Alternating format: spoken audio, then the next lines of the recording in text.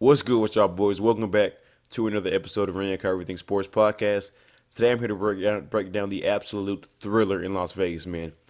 Your Kansas City Chiefs are victorious in Las Vegas. They knock off the 49ers and win 25-22 to win their third championship in 6 years. Really in 5 years, man. Let's talk about this game. An absolute thriller. I mean, Mahomes does his thing. Overall, a magnificent game. One of the better games, one of the better Super Bowls we've seen possibly ever. From start to finish, it was a defensive battle, but yet there are still big plays on both sides of the ball. That's what you love to see, man. Ups and downs, ebbs and flows of the ball game, but there had to be a winner, and it was the Kansas City Chiefs. First off, I want to give massive credit to Brock Purdy and Kyle Shanahan.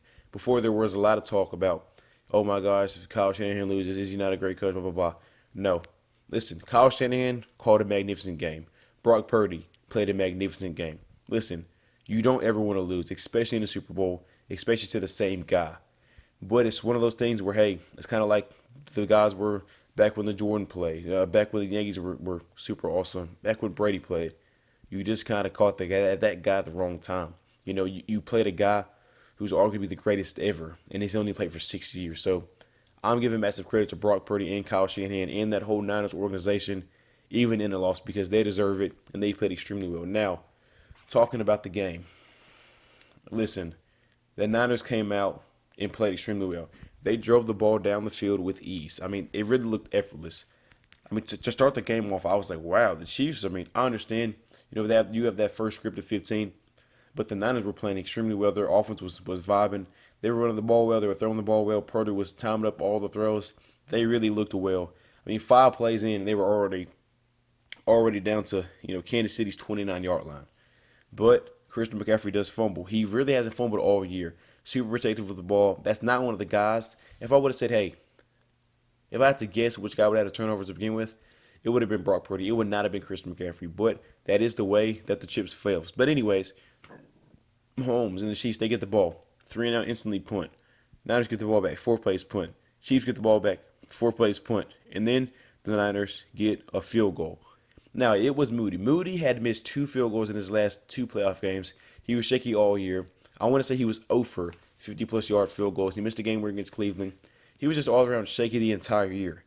But, listen, he stepped up. He knocked through a 55-yarder in the biggest game of his life, the biggest kick of his life, and he knocked it through right down the middle. So, huge momentum for the Niners. They do have a fumble, but they didn't give up any points, and they still got a field goal. They're up 3-0.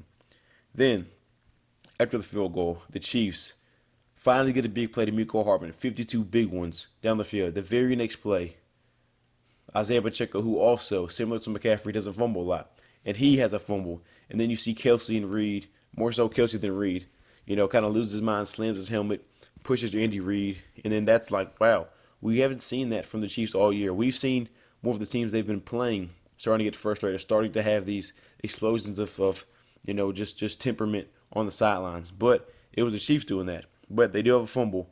But their defense steps up again. Another punt. Then the Chiefs' offense still not finding their footing. But after that one big play to Mecole Hardman, they punt. Next possession, Niners touchdown. They drive down the field. And this is also when I realized that Kyle Shanahan, he'd come to play. In the red zone, they do a trick play with Juwan Jennings throwing back to McCaffrey.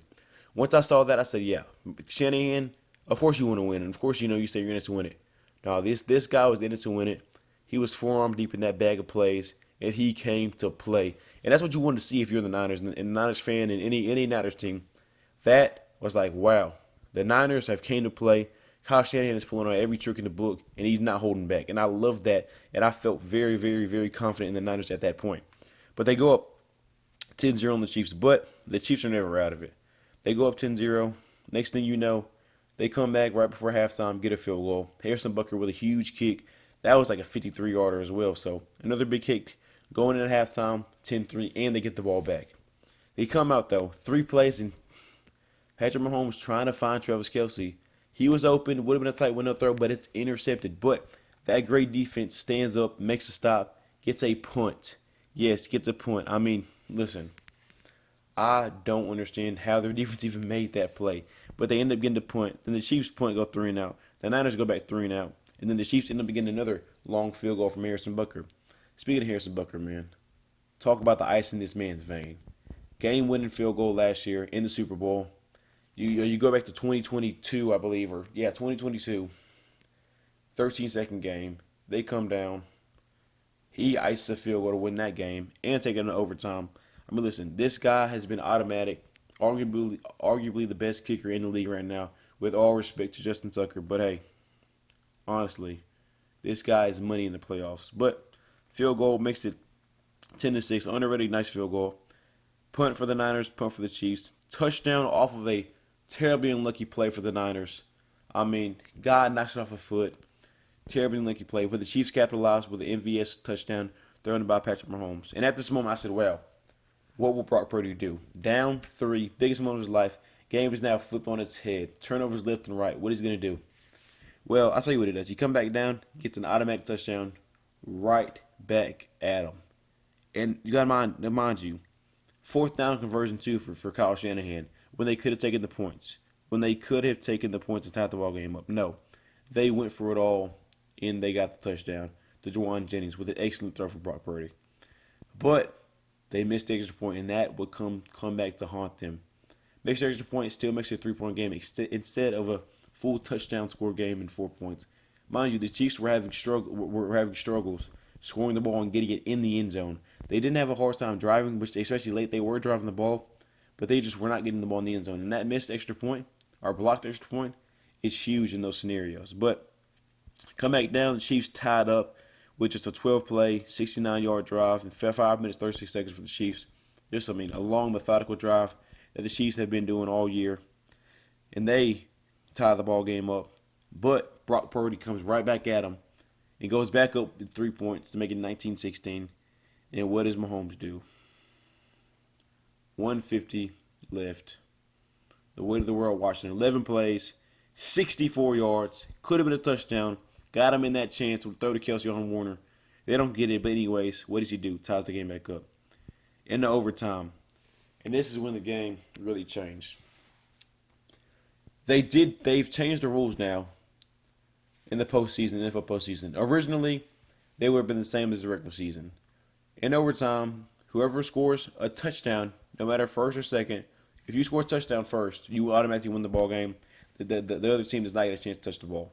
That was the same rules that have been forever, but they was only in the regular season. Now they've changed those in the postseason. This is the first year that they've been changed. If there's overtime in a playoff game, no matter what happens on that first drive, unless it's the defensive touchdown, the other team will touch the ball. And I was surprised when Fred Warner asked to receive the kick because I was thinking, listen, they're going to give it to Mahomes. Even though, you hate giving it to Mahomes, but you want to see what you have to do. So when they took that kick, I was extremely surprised because I did not think they were going to do that. But they did it. And I'm not sure why they did it. But they did. And they come down, have a great drive from Purdy, magnificent drive. But they stall short around the 12-yard line and had to settle for a field goal.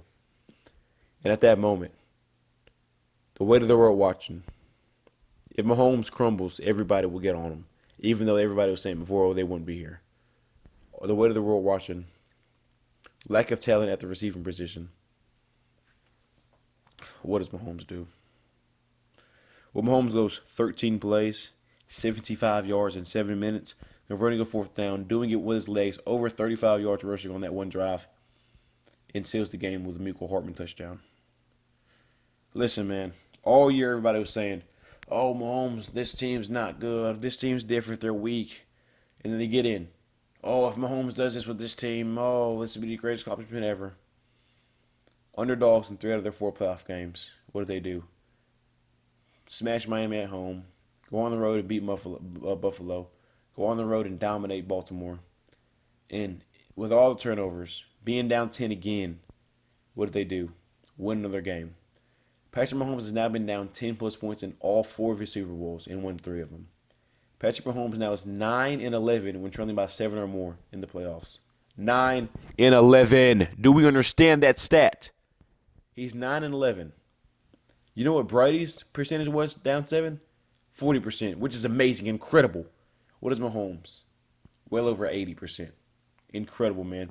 He's just different for the game. 34-46, a lot of passes, 333, 2 touchdowns, and 1 bad interception. He was also their leading rusher for the game as well. But Brock Purdy, on the other hand, I'm not going to give this man credit. 23 of 38, 255 and 1 touchdown. Played extremely well. Made about all the throws you can ask of. Now, did he have some that were put in harm's way? Absolutely. Did he do everything in his power to win this game? And did he play well enough to win this game? Absolutely. But when you have the guy named Patrick Mahomes on the other side, a generational talent, a guy that we see once in a lifetime, it's hard to beat these guys, man. These are the guys that come around once in a generation. And when they come around, other great quarterbacks lose. Not saying Purdy's great. He's not great yet. He's very good. And he proved to me he's a lot better than I thought he was. And he proved me wrong in a way where I did not think he can play at this high of a level. But he has.